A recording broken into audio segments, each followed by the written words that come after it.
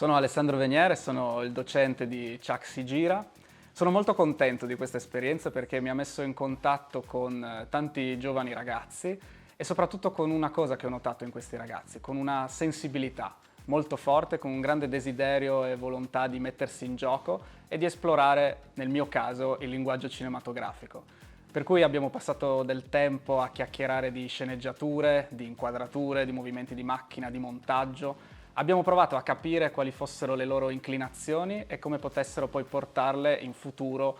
nel mondo del lavoro, un mondo ipotetico ma anche molto concreto. Spesso quando si pensa al cinema si ha a che fare con l'idea del regista, dell'attore, dell'attrice, ma ci si dimentica delle tantissime professioni che abitano quest'arte, che è un'arte collettiva, e noi abbiamo fatto questo. Ci siamo messi in gruppo, in coppia e abbiamo sperimentato, abbiamo provato a giocare con il cinema e ci siamo messi in gioco anche noi.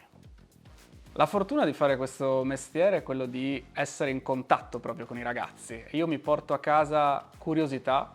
la loro, ma soprattutto quella che loro hanno fatto nascere in me, perché nel tempo che abbiamo passato assieme ho scoperto dei film che io non avevo visto e ho scoperto delle inclinazioni che magari non avevo immaginato e tutto questo mette in moto, allena la mia curiosità e il mio desiderio di fare come loro, di continuare a mettersi in gioco e continuare a sperimentare in questo mondo, ma in realtà in tanti altri mondi, in tante altre cose.